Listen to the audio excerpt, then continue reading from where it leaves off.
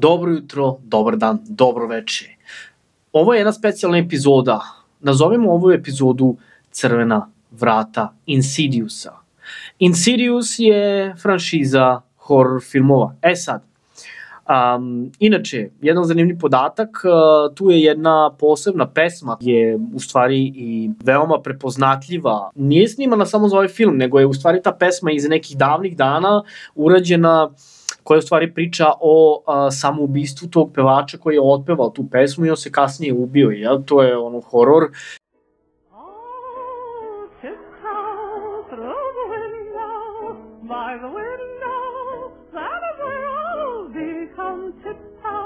Svi misle da žena peva, međutim lik peva tu pesmu i čućete u pozadini. Sad, kada ste čuli o čemu se radi, verovatno znate i filmove Insidious. Filmovi, to jest franšiza se sastoji iz 5 filmova, počev od 2010. Znači, prvi film je bio sniman 2010. godine, to jest tada je izašao u bioskope. Zatim imamo ostala 2 dela koji prate radnju ovog prvog filma, a oni su izašli 2013. i 2015. godine. Zatim preokret cijele priče koji nema veze sa prva 3, ali spada u kategoriju Insidiousa. Zašto? Zato što žena koja može da prelazi iz ovog sveta u svet mrtvih se pojavlja u svih 5 delova ovog filma i ona povezuje sve ove delove filma, to jest sve ove filmove, i zbog toga nazivamo Insidious franšizom, jer imamo 5 filmova, to je već neka vrsta franšize koja će verovatno da se snima i presnimava godinama, što ja stvarno mislim da je okej, stvarno cool, jer ima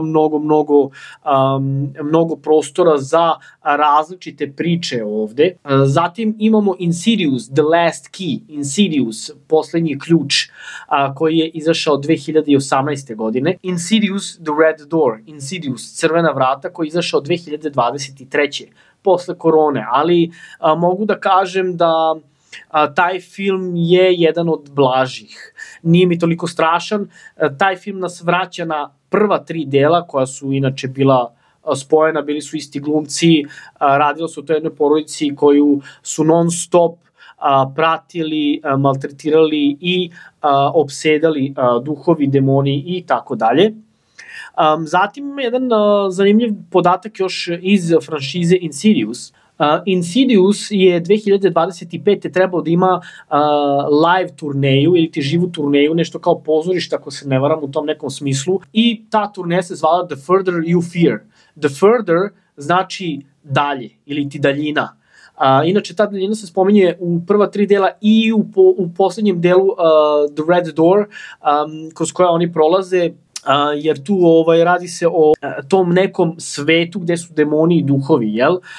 I samim tim, eto, ta live turneja je trebala da ima veze sa tim delom priče, međutim je otkazan, iz kog razloga stvarno ne znam, ali verujem da će se u budućnosti još dosta raditi što se tiče ovih delova, to je filmova, to je same franšize Insidious, jel? U prvom delu vidimo kako dečak pada u komu i samim tim nešto ga opseda, jel? Nešto ulazi u njega, gde žena otkriva roditeljima, jel? Jako dobri glumci, inače, kad budete gledali trailer, znaćete o kome pričam. Jedan od njih je glumio Ed Warrena u franšizi The Conjuring, to jest u univerzumu Conjuring, tako da imamo tu jako dobar skup glumaca i sada taj otac i majka pokušavaju da saznaju šta nije u redu sa njihovim detetom, jer imaju jednu bebicu u kući i čudne stvari se dešavaju dok im je stariji sin, to jest mali, on je isto mali, ali stariji od bebice, jel? Logično, je u bolnici i dešavaju se čudne stvari, jel? Gde oni pozivaju tu neku ženu koja im može pomoći, to jest dobijaju neku ideju da se tu dešava nešto paranormalno i treba im pomoć, gde im neki prijatelji ili ti neka osoba preporučuje tu ženu koja može dalje da im pomogne. Žena se pojavljuje, naravno, i otkriva im strašne tajne. Naravno, prvi deo, srećan završetak, jel? Drugi deo već i nije tako srećan, jer porodica se malo raširila, međutim, kada je otac otišao u prvom delu da spasi svog mlađeg sina na onaj svet, nešto ga je pratilo na ovaj svet i ostalo je zajedno sa njima.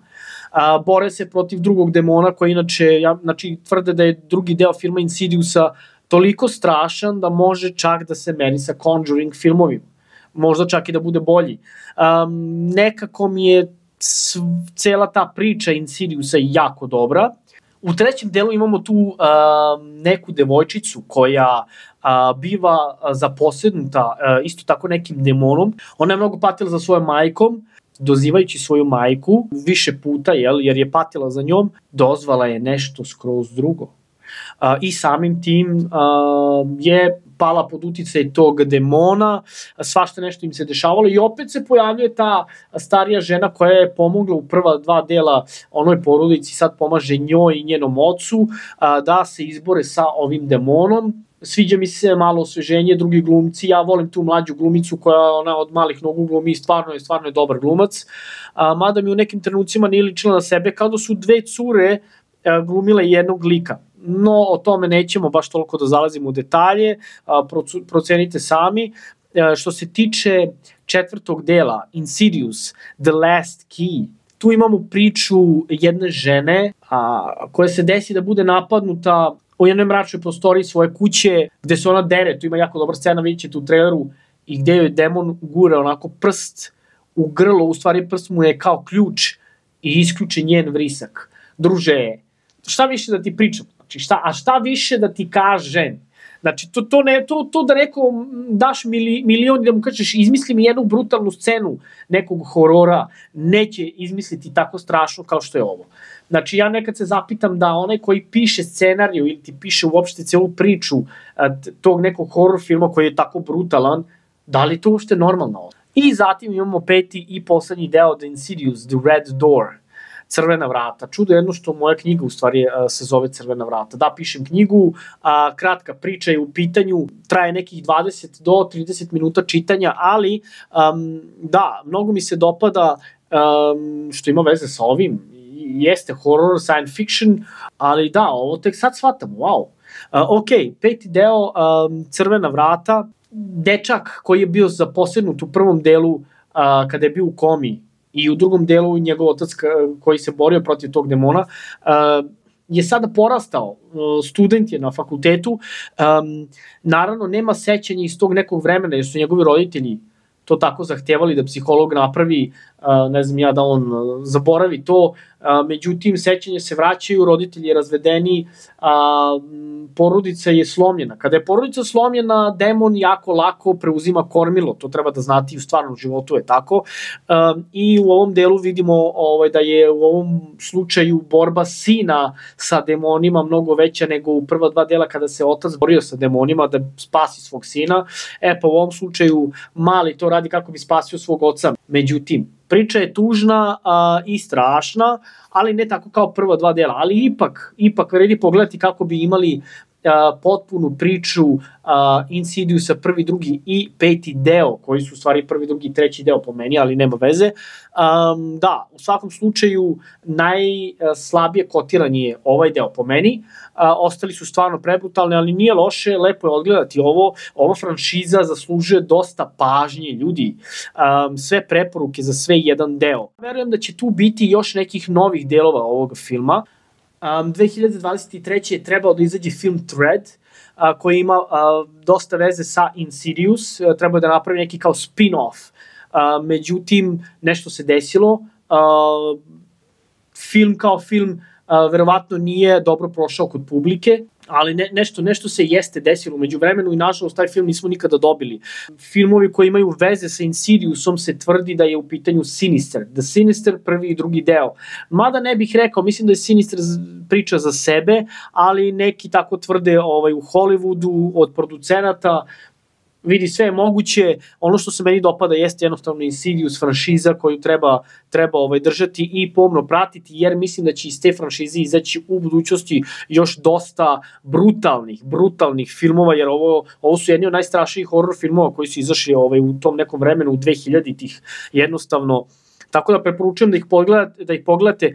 ajde ovako, cijela franšiza 5 zvezdica definitivno, prvi, drugi deo imaju 4,5 zvezdice, toliko su dobri, treći i četvrti definitivno 3,5 do 4 zvezdice, dok peti deo ima 3,5 zvezdice, to je sasvim okej.